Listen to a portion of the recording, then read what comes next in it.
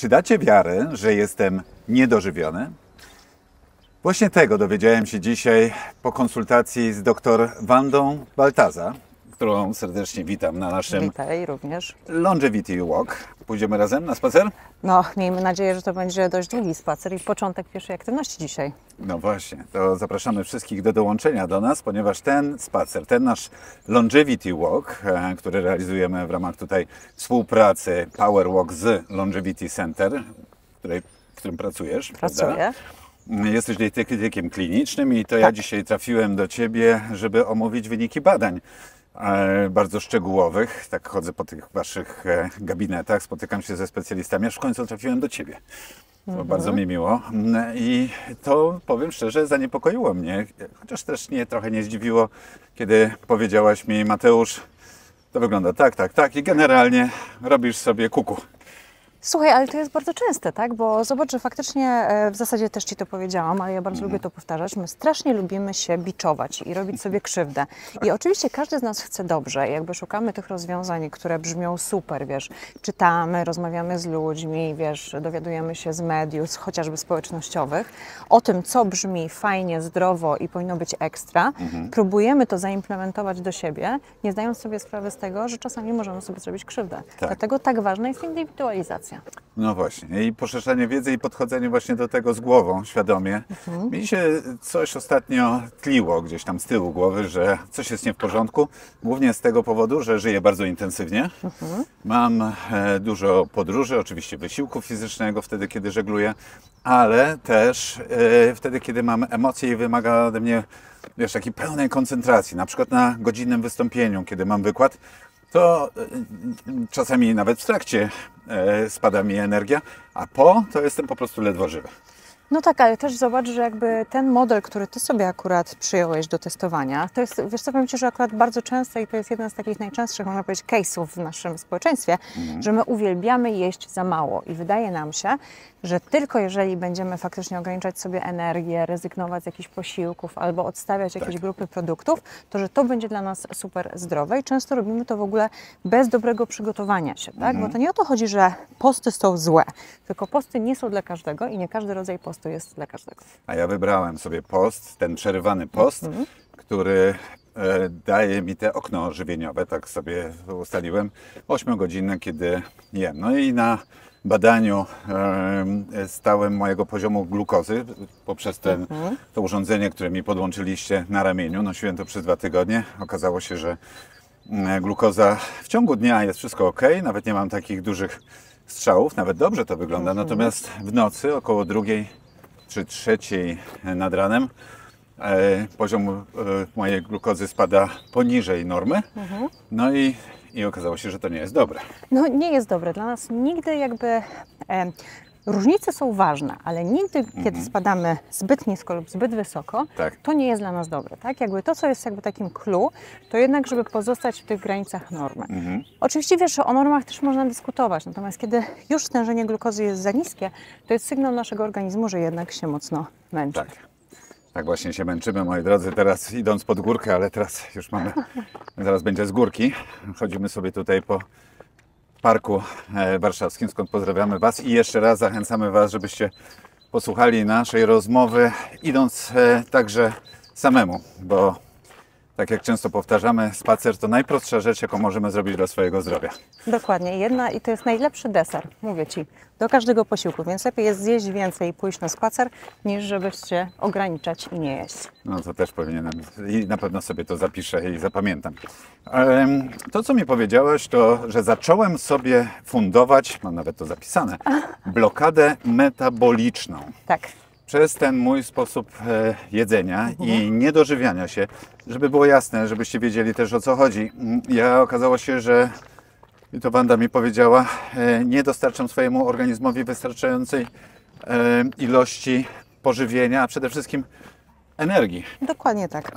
I co za tym idzie, ja nie jestem w stanie dobrze funkcjonować.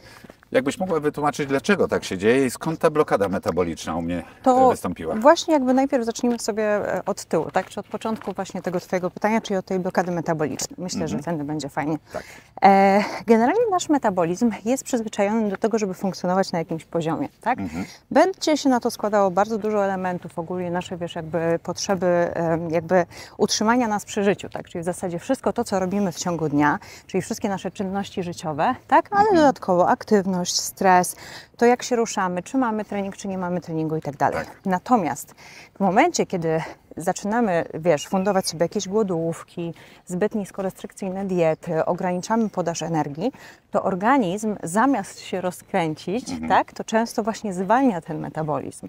Dlatego, że wiesz, na nasz metabolizm, tak można powiedzieć, oczywiście ja to wiesz, super szybko wszystko teraz, wiesz, jakby skracam, natomiast bardzo duży wpływ mają mięśnie. Jeżeli nie karmimy tych mięśni, jeżeli one nie mają okazji dobrze pracować, no to siłą rzeczy organizm jakby, wiesz, zaczyna sobie troszeczkę ten metabolizm, zwłaszcza spoczynkowy, stopować, tak? Czyli nie jesteśmy w stanie tak efektywnie palić, jak byśmy chcieli i to jest tak naprawdę największy problem. Dlatego bardzo często osoby, które mają zbyt głęboki deficyt energetyczny, właśnie nie jedzą, wiesz, wystarczająco, albo na przykład fundowały sobie jako nastolatki, nastolatkowie bardzo takie restrykcyjne diety, to potem borykają się z tym, że mają problemy w chudnięciu, tak? Że jakby, wiesz, rzucają sobie coraz niższy ten deficyt energetyczny, a ich ciało nie odpowiada tak dobrze. No i teraz ty, jako sportowiec, tak? Wielki facet, z bardzo dużą masą mięśniową, bardzo intensywnie cały czas trenujący, tak? Który spotyka się z gigantycznym wysiłkiem, połączonym z gigantycznym stresem. W momencie, kiedy zacząłeś jeść jak dziewczyna, no bo zacząłeś bardzo mocno sobie ścinać tą energię, no to nie dziwi tylko, że twoje ciało poczuło się, wiesz, zmęczone, tak? Przestało dawać prawidłowo radę, dobrze funkcjonować na odpowiednim poziomie.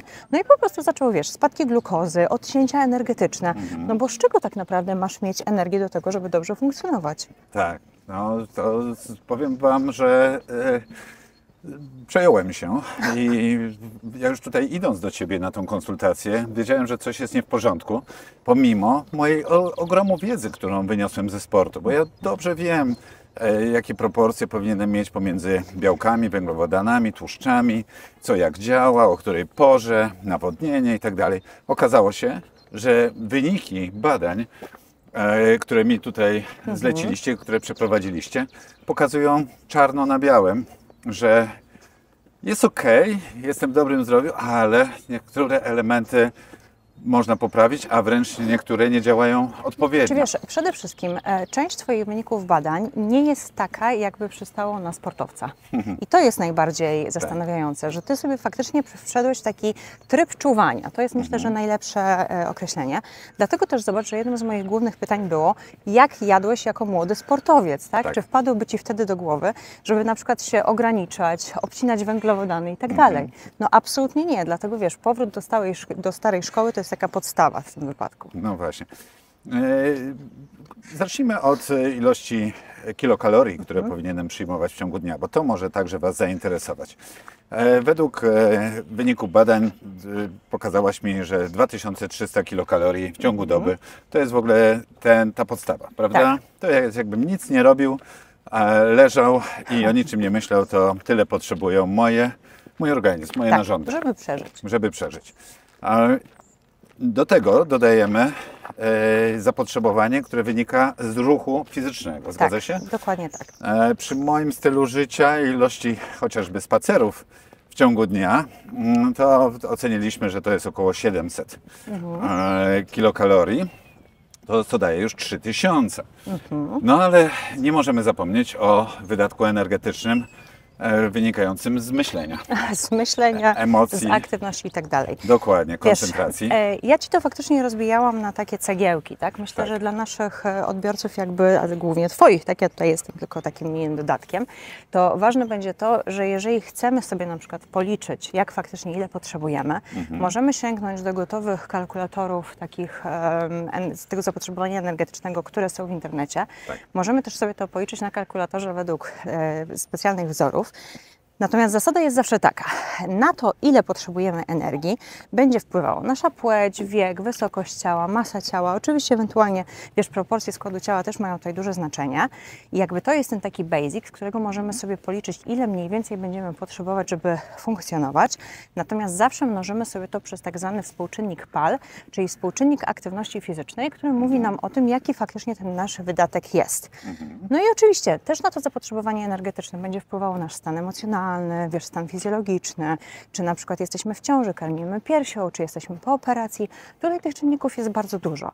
Natomiast my często zapominamy, że nasz organizm, zwłaszcza jak musi się regenerować, to też potrzebuje energii, a nie, że wtedy idzie spać i możemy mu całkowicie odciąć wszystkie potrzeby. No właśnie, i tutaj ta moja dieta, którą stosowałem, już od razu powiem, że powoli z niej wychodzę, czyli przerywany post, kiedy już nie jadłem po godzinie 16:30, 17:00, no nie wychodziło mi na zdrowie. Wiesz, jeszcze to by miało być może sens, gdyby na przykład ta Twoja druga połowa dnia była taka, wiesz, spokojna, wyciszająca, nic by się nie działo, wiesz, siedziałbyś sobie tylko albo spacerował po ogrodzie, to wtedy okej. Ale jeżeli Ty w tej drugiej połowie dnia masz tak samo dużo aktywności, no to przykro mi, ale potrzebujesz jednak mieć trochę energii, tak? Więc wiesz, okno żywieniowe to nie jest głupi pomysł, ale jego długość i intensywność trzeba zawsze dopasować do naszego życia. No. W powerwalkach dużo mówimy o odżywianiu, którym Ty się zajmujesz zawodowo. Poszerzamy naszą wiedzę, ale to, o czym chciałem dzisiaj porozmawiać po tym wstępie dotyczącym wyniku moich badań, i fajnie, że powiedzieliśmy nie o teorii, tylko o praktyce i o konkretnym przypadku, w którym ja się znajduję, ale jednak chciałbym porozmawiać o tym, jak możemy, na co zwrócić uwagę w naszym formie żywienia i stylu żywienia, może tutaj w lewo, z myślą o długowieczności, o longevity. Powiedz proszę mi, ale także przede wszystkim nam wszystkim, na co powinniśmy zwrócić uwagę i jakimi może sposobami, mikronawykami moglibyśmy sobie pomóc. Numer 1, i to myślę, że już pewnie parę razy tutaj padło, ale pamiętaj, że my longevity, długowieczność będziemy zawsze rozpatrywać jako ilość lat czy długość życia w dobrym zdrowiu. Tak? Także my chcemy bardzo mocno zoptymalizować funkcjonowanie naszego organizmu, spowodować, żeby on dobrze działał, żeby wszystkie funkcje naszego organu, tak naprawdę wszystkich organów były na super poziomie. I teraz tak, tutaj chodzi przede wszystkim o to, żeby jeść mądrze, żeby mieć z tego przyjemność, ale żeby też, no posłuchaj, no tak naprawdę przyjemność i optymalizacja w ogóle tego, żebyśmy się cieszyli tym życiem, to jest najważniejsze, tak? To jest moim zdaniem jakby klucz wszystkiego. Natomiast do tego dochodzi to, żeby pododawać składniki, które wiemy, że są super ważne z punktu widzenia funkcjonowania naszych mitochondriów, pobudzania, wiesz, genów długowieczności, o których tutaj sobie zaczęliśmy rozmawiać, tak? I wyciszania tak zwanego stresu oksydacyjnego, czyli tego stresu, który prowadzi do tak zwanych stanów zapalnych, które mogą powodować, że nasz organizm będzie się szybciej starzał, tak? No i tutaj tak naprawdę zaczynamy o czymś pięknym, czyli o całym longevity nutrition, czyli o sposobie żywienia jakby w obrębie tego właśnie longevity czy tego nurtu. I chodzi o to, żeby faktycznie znaleźć taki sposób żywienia, i tutaj bardzo ważna jest ta indywidualizacja, który pozwoli nam żyć długo, fajnie, no i smacznie. To jak przychodzą do Ciebie klienci, pacjenci, to od czego zaczynasz takie, że tak powiem, układanie właśnie i tam dbałość o te elementy, o których Ty przed chwilą powiedziałaś? Wiesz, pierwsze i najważniejsze pytanie, które zawsze zadaję, to jak mogę pomóc? Dlatego, że wychodzę z założenia, że jednak w tym wszystkim gigantyczną rolę ma nasza psychika i nasze potrzeby. Bo to, co ja mogę uważać za główny obszar, to okej, on sobie jest i być może sobie za jakiś czas do niego dojdziemy, ale jeżeli ktoś ma inne potrzeby i ja mu nagle przedstawię kompletnie, wiesz, przeciwieństwo, to nie będzie niczym, wiesz, skutecznym i fajnym, tak? Bo w tym wszystkim chodzi jednak o to, żeby to było coś dobrego. Dlatego, że jeżeli wchodzimy, wiesz co, ze zmianami żywieniowymi i to jest, powiedzmy, coś, co ja bym Ci narzuciła, czyli bez wyjaśnienia Ci jakby tego wszystkiego, o czym sobie dzisiaj rozmawialiśmy, ja bym Ci powiedziała: Mateusz, słuchaj, tutaj masz moją rozpiskę, masz jeść tak i tak. To byś powiedział: ale ja tak nie chcę. Albo nie widzę z tym sensu. No właśnie, jakby po co, tak? Mi jest dobrze z tym, co robię, jakby o co Ci chodzi, przecież wyniki są w porządku. Natomiast w momencie, kiedy ja Ci przedstawiam, co się dzieje z Twoimi wynikami badań, z Twoim ciałem i faktycznie każda moja współpraca zawsze jest oparta o wyniki badań, tak? I krwi, właśnie składu ciała i tak dalej. Jeżeli ktoś ma jakąś w ogóle historię medyczną, tak samo zawsze staramy się jakby tutaj to wszystko jakby wiesz, połączyć, skomponować, ale bardzo ważna jest też ta rozmowa, tak? I poznanie drugiej osoby, nauczenie się tego, jak ta osoba je, co lubi. No bo wiesz, powiedziałeś mi, nie lubię brukselki, a ja bym Ci powiedziała, no i masz jeść brukselkę na 3 posiłki dziennie, tak? 5 razy w tygodniu. No to też byś nie miał w ogóle w tym żadnej przyjemności, ani sensu. Nie wróciłbym do Ciebie. I byś sobie nie wrócił, no ależ oczywiście. Żeby sprawdzić po jakimś czasie, Tak, czy jakiekolwiek dobre zmiany są po nastąpiły. brukselce, no właśnie. Dokładnie. Więc wiesz, jakby tutaj tych elementów jest bardzo dużo, ale tak naprawdę tym wszystkim najważniejszy jest drugi człowiek i właśnie to, żeby znaleźć takie rzeczy, które będą dopasowane do jego potrzeb i żeby on czuł w tym wszystkim tą wewnętrzną potrzebę zmiany. Tak. Więc jeżeli ja Ci powiedziałam, Mateusz, przychodzisz, mówisz, że jesteś zmęczony, ja Ci pokazuję, że faktycznie Twój organizm ma za mało energii, no to co powinieneś zrobić? No to zjeść coś ekstra. A Ty mówisz, jest, wreszcie mogę iść zjeść, tak? A nie kłócisz się z tym, co ja Ci powiedziałam. Na jakie badania, na jakie wyniki badań zwracasz uwagę, żeby wyciągnąć, że tak powiem, mieć obraz każdego ze swoich pacjentów, którzy przychodzą do Ciebie? Oj. Dlaczego ojoj? Wiesz co, czy na bardzo dużo czynników, tak? Bo to nie jest tak, że tylko jakby zwracamy uwagę na przykład jako dietetycy na, nie wiem, glukozę i cholesterol, tak? Dlatego, że nasz organizm to jest w zasadzie taka wielka, piękna gra, tak? Czyli w zasadzie tutaj musi współgrać ze sobą absolutnie wszystko. Czyli oczywiście glukoza super, stężenie natrze, oczywiście stężenie insuliny, no bo nie możemy oceniać jednego bez drugiego, no bo przecież musimy zobaczyć, jak trzustka, jak organizm sobie reaguje na to, że w ogóle pojawia się cukier w tym naszym organizmie. Oczywiście cholesterol, cały profil lipidowy, oczywiście morfologia, oczywiście stężenie witamin, czy to D, czy z grupy B, tak, to wszystko jest bardzo ważne. Stężenie elektrolitów, pierwiastków w naszym organizmie, ale wiesz, też chociażby hormony, tak, no bo czy to żeńskie, czy to męskie, tak jak wiesz, rozmawialiśmy sobie o testosteronie. Tak. Tutaj tych elementów zawsze jest bardzo dużo, więc tak naprawdę im więcej mam danych, tym lepiej. Pokazywałaś mi również jakby screening mojego stanu z ciała, budowy mojego ciała, gdzie mam tak zwane rezerwy, czyli nad czym do popracowania. Także proporcje budowy mojego ciała, mięśni, gdzie one są zlokalizowane, także tkanki tłuszczowej. I to było takie jakby zobrazowane, Mateusz, w formie 3D. Tak. Mogłaś mnie nawet obracać, prawda, od frontu, Tak. z boku i tak dalej. To też było ciekawe. Jakie to urządzenie robi taki obraz My się budowy śmiejemy, ciała? że to jest najfajniejszy centymetr krawiecki na świecie. To jest takie urządzenie, które się nazywa styku. I ono faktycznie robi nam takie modelowanie skan 3D i zbiera nam obwody, które są połączone oczywiście z analizą składu ciała. Natomiast my robimy analizę składu ciała zarówno przy pomocy densytometrii, jak i tanity, czyli jakby tutaj jakby łączymy sobie różne technologie i dopiero na podstawie wyników z tych kilku technologii wyciągamy wnioski. Ciekawostką było też to, że tematem naszej rozmowy, myślę, że o tym też rozmawiasz z innymi osobami, jest nawodnienie organizmu. Ja Ci powiedziałem, że ja piję bardzo dużo wody. Miałem zawsze takie poczucie, że nawodnienie mojego organizmu jest na bardzo wysokim poziomie. Co się okazało, tak nie jest. Jestem bardzo blisko niskiej granicy normy. Wytłumaczyłaś mi to. Czy możesz to teraz wszystkim powiedzieć, na czym to polega akurat w moim przypadku, że pomimo dużej ilości wody, jaką piję, to nawodnienie mojego organizmu jest słabe? Wiesz, to jest tak, że też musimy pamiętać o jednej ważnej rzeczy, że akurat jak robimy ten pomiar, to też jest akurat, wiesz, to nawodnienie chwilowe.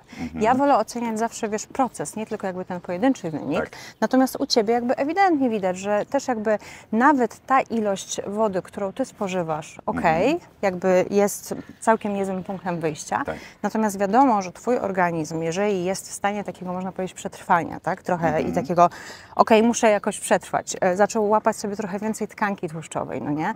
Jakby widać, że nie do końca wszystko funkcjonuje tak, jakbyś był w takim dobrym stanie, tylko musisz być ciągle w stanie gotowości, to zaczął sobie zatrzymywać trochę mniej tej wody w organizmie, tak? Natomiast tutaj wiesz, to wszystko ma znaczenie, tak? I dopiero teraz w trakcie tej twojej pracy domowej, czyli fotorelacji, jak też zobaczę, jaki rodzaj wody pijesz, wiesz, jakie inne napoje, w jakich momentach pijesz, tak? W jakich ilościach naraz, to dopiero nam pozwoli dokładnie przygotować zalecenia do tego, co powinieneś robić. No właśnie. Tuż przed wyjściem z gabinetu, zanim poszliśmy na dzisiejszy spacer, Anda dała mi taki QR code. Pobrałem sobie aplikację Longevity Diet Tracker. Połączyliśmy się i mam teraz, a propos tego zadania domowego, o którym przed chwilą wspomniałaś, robić zdjęcia wszystkich posiłków, które spożywam, także i płynów, i napojów, ale także, co ciekawe, mam dodawać notatki i moje komentarze, jak się czuję. Dokładnie tak. Dlaczego? Dlatego, że tak jak sam powiedziałeś, wiesz na przykład, że po czymś nie czujesz się super dobrze, ale ciężko jest Ci stwierdzić, co to jest. Mi jest dużo łatwiej, no bo wiadomo, że powiedzmy to jest jakby moja woda, tak? Moje morze, mój ocean, moje fale, więc jakby dużo łatwiej mi będzie zrozumieć, jakie tutaj te elementy, które produkty jak na Ciebie wpływają i co możemy zrobić, żebyś czuł się lepiej. No właśnie, więc teraz przed nami taka wspólna droga, oprócz oczywiście konsultacji, którą dzisiaj mieliśmy. Wiem, że spotkamy się za jakiś czas ponownie, no bo na jednym spotkaniu o moim sposobie i trybie odżywiania nie można sobie wszystkiego powiedzieć. To będę jeszcze raportował, można by powiedzieć, codziennie. Tak, będziesz miał dietetyka w kieszeni, który będzie Ci zadawał dużo trudnych dodatkowych pytań. Natomiast one są też bardzo ważne z punktu widzenia, wiesz, omówienia potem kolejnych wyników badań, tak? No bo jeszcze czekamy na kilka wyników, więc potem, jeżeli będziemy przygotowywać faktycznie wskazówki, które mają pomóc Ci żyć dobrze, długo i wiesz, żeby one były takie już bardziej long term, to faktycznie to, co będzie bardzo ważne, to żeby połączyć bardzo dużo różnych składowych. Mam ciekawą obserwację już tak na koniec, żeby zapiąć to wszystko pewną klamrą.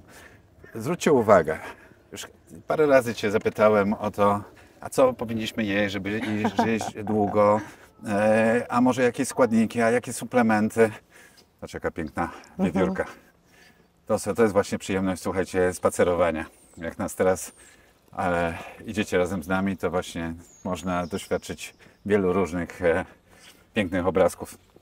I wracając do tego, co mówię o tej klamrze, że Ty ani razu tak naprawdę nie powiedziałaś, no może raz czy drugi, jakiś specyfik, jakieś konkretne produkty. Natomiast to, co ja, jaki mam wniosek z tego, co dajesz nam tutaj wskazówkę, to jest przede wszystkim lifestyle. Dokładnie. Na sposób podejścia w ogóle do życia. Wiesz, ale połączenie właśnie tych wszystkich faktorów, to o czym mówisz, tak? Że wiesz, no, my jesteśmy jakby nie było trochę zwierzętami, więc musimy się wysypiać, musimy się regenerować, musimy mieć energię, musimy dobrze jeść, musimy się ruszać, bo bez ruchu nasze ciało nie da sobie rady, ale to wszystko musimy spiąć taką klamrą takiego poczucia, że jest dobrze, nie? Jednak ten nasz mental jest tutaj niesamowicie ważny. Więc wiesz, Tobie może być lepiej po batatach, mi po ziemniakach, ale czy to ma tak naprawdę na koniec znaczenie, jeżeli będziemy szczęśliwymi, zdrowymi ludźmi? No, to tak naprawdę chodzi, jak to Audrey Hepburn powiedziała kiedyś, w życiu nie ma nic bardziej ważnego niż bycie szczęśliwym. Dokładnie tak. A w szczęściu na pewno pomoże nam też właśnie zdrowie, do którego idziemy tutaj wspólnie razem i żeby nas się trzymało jak najdłużej. Wanda, bardzo Ci dziękuję za wspólny spacer. Bardzo ciekawe dziękuję. też, myślę, informacje i takie wskazówki dla nas. Myślę, że każdy z nas może coś z tego wziąć dla siebie. Ja będę pisał, mówił, opowiadał o tym, co tutaj współpraca nasza z Longevity Center nam dała.